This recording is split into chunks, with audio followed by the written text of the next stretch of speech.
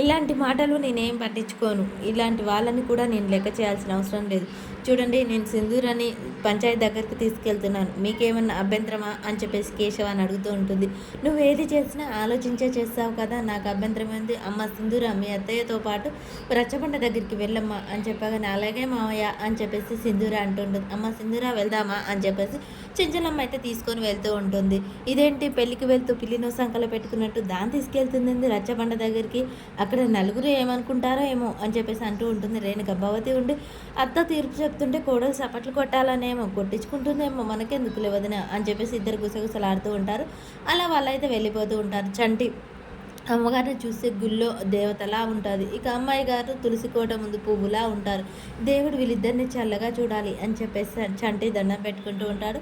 ఇక చెంచలమ్మ సింధూర అయితే గుడి దగ్గరికి వెళ్తాడు. అక్కడ ఉన్న ప్రజలంతా చెవులు కొరుకుంటూ ఉంటారు. ఈరోజు ఇచ్చే తీర్పు చాలా కఠినమైనది, అమ్మగారు ఎలా ఇస్తారో ఏంటో చూడాలి, చూద్దాం, వస్తుంది కదా అని చెప్పేసి అనుకుంటూ ఉంటారు.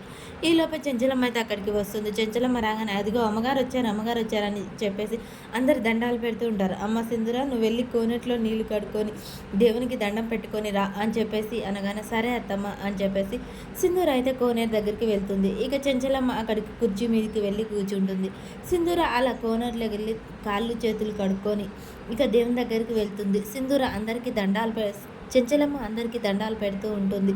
సింధూర అయితే లోనికి వెళ్ళి ఇక దేవుని దగ్గర దండం పెట్టుకుంటూ ఉంటుంది. అమ్మ సింధూర ఇక రా అని చెప్పేసి చెంచలమ్మ అక్కడి నుంచి పిలుస్తూ ఉంటుంది. ఆ అత్తమ్మ వస్తున్నా అని చెప్పేసి సింధూర గబగబా దండం పెట్టుకునేది ఆపి మరి అక్కడికైతే పరుగున పరిగెడుతుంది. ఇక చెంచలమ్మ అక్కడికి వెళ్ళాక ఇదేంటి కోడల్ని తీసుకొచ్చింది, తను కోడలు వచ్చిందేంటి, విధవరాలు కదా, తను ఇక్కడికి ఎలా వస్తుంది అని చెప్పేసి అందరూ చెవులు కొరుక్కుంటూ ఉంటారు. సింధూర పైకి రాగానే చూడండి, తను నా కోడలు సింధూర, మీ అందరికీ తెలిసే ఉంటుంది, తనే నా వారసురాలుగా ఇక పరిచయం చేస్తున్నాను. ఈ కుర్చీ మీద అధికారం తనకే ఉంది, నా వారసురాలుగా తనే ఈరోజు తీర్పు చెప్తుంది అని చెప్పగానే అక్కడ ఉన్న వాళ్ళు విధవరాలు తను తీర్పు చెప్పడం ఏంటి, ఆయన చెంచలమ్మలాగా తీర్పు చెప్తుందా ఎక్కడైనా తను అని చెప్పేసి అంటూ ఉండగానే మీ సందేహం ఏంటో నాకు తెలిసింది, తను చాలా తెలివిగలది, చదువుకున్నది, తను ఎవరితో ఎలా మాట్లాడాలి, ఏ పరిష్కారం ఎలా చేయాలనేది తనకు తెలుసు, కాబట్టి ఈ కుర్చీకి తనే అర్హతురాలు అని చెప్పేసి నేను చెప్తున్నాను. ఈరోజు జరిగే తీర్పులో తనే న్యాయం చెప్తుంది,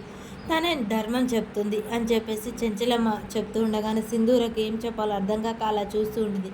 అమ్మ సింధూర, ఇలా కూర్చొని ఈరోజు ధర్మం ఏంటో న్యాయం ఏంటో నువ్వే చెప్పాలి, నీ మనసుకు నచ్చింది చెప్పు, ధర్మంగా న్యాయంగా అనిపించింది మాత్రమే చెప్పు అని చెప్పగానే సింధూర అలాగే అత్తమ్మ అంటుంది.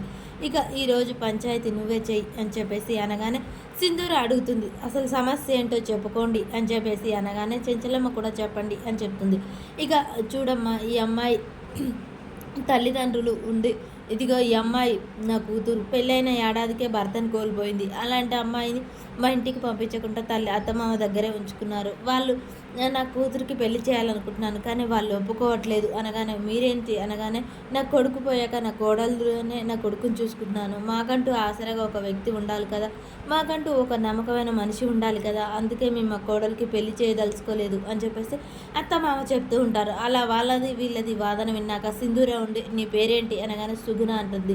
సుగుణ, చూడు, అసలు నీకేం కావాలనో చెప్పు, నీకు ఇష్టమైనవి నీకు అర్హత లేనివి అంటూ ఏమీ లేవు, నువ్వు భర్త పోయిందని బాధపడాల్సిన అవసరం లేదు, నువ్వు చెప్పు, నీ మనసులో ఏముందో చెప్తే అదే జరుగుతుంది, నీ ఇష్టాలని కాలరాసేది కానీ నీ అయిష్టాలని నీ నెత్తికెక్కితే వాళ్ళు కానీ ఇక్కడ ఎవరూ లేరు, నీకు నచ్చినట్టు నువ్వు ఉండొచ్చు. చూడండి, మీ కొడుకు పోయిన బాధలో మీరున్నారు కరెక్టే, కానీ మీకంటూ ఒక తోడు ఉండాలని కోరుకుంటున్నారు, అలాగే మీ కోడలికి కూడా ఒక తోడు కావాలని మీరు అనుకోవాలి కదా, తనకు మళ్ళీ పెళ్లి చేయాలి కదా అని అడగగానే మాకంటూ తోడు ఉండాలనే కదమ్మా మా కోడల్ని మా దగ్గర ఉంచుకుంది అని చెప్పేసి అనగానే సుగుణ, నువ్వు ఈరోజు తీసుకునే నిర్ణయం నీ జీవితానికే బాగుపడుతుంది, కాబట్టి నువ్వు సిగ్గుపడకుండా ధైర్యంగా చెప్పు నీకేం కావాలో అని చెప్పగానే నేను మళ్ళీ జీవితం స్టార్ట్ చేస్తానండి, కొత్త జీవితం కావాలి అని చెప్పేసి అనగానే చెంచలమ్మ ఒక్కసారిగా షాక్ అయి చూస్తూ ఉంటుంది.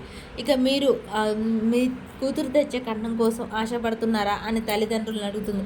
లేదమ్మా, మా కూతురు సంతోషంగా ఉంటే చాలు, మాకు కట్న కానుకలు ఏమీ వద్దు అని చెప్పగానే చూడు సుగుణ, నువ్వు పెళ్లి చేసుకోవడం కరెక్టే, కానీ అలాగే మీ అత్తమామకు తోడుగా ఉండటం కూడా నీ బాధ్యత, నువ్వు తీసుకెళ్లే కట్న కానుకలు ఏమీ ఆశించొద్దు, అలా కండగా ఉండాలి, అంతేనా, సరే ఇక నువ్వు నీ తల్లిదండ్రుల దగ్గరికి వెళ్ళు అని చెప్పేసి సుగుణకు చెప్తూ ఉంటుంది. సుగుణ చాలా సంతోషపడుతూ ఉంటుంది. ఇక అమ్మాయి తల్లిదండ్రులు కూడా చాలా సంతోషపడుతూ ఉంటారు సింధూర ఇచ్చిన తీర్పుకి. చెంచలమ్మ అయితే అలాగే చూస్తూ ఉంటుంది. చాలా కోపంగా సింధూర వైపు చూస్తూ ఉంటుంది. సింధూర తల్లిదండ్రులు దగ్గరికి వెళ్ళి సుగుణ తల్లిదండ్రుల దగ్గరికి వెళ్ళి అలా కౌగిలించుకొని ఏడుస్తూ ఉంటుంది. సింధూరమ్మ గారిలాగా చెంచలమ్మ గారిలాగా చాలా ధర్మంగా న్యాయంగా చెప్పారమ్మ తీర్పు. ఎవరికి ఏ బాధ కలగకుండా సింధూరమ్మ గారు చెంచలమ్మ కంటే మించిపోయారు అని చెప్పేసి అనగానే చెంచలమ్మ కోపంగా చూస్తూ ఉంటుంది. సింధూరమ్మ గారికే జై, సింధూరమ్మ గారికే జై అని చెప్పేసి అందరూ జేజేలు కొడుతూ ఉంటారు. అది విన్న చెంచలమ్మ మాత్రం చాలా కోపంగా చూస్తూ ఉంటుంది. మరి ఈ తీర్పుతో అత్తాకోడల మధ్య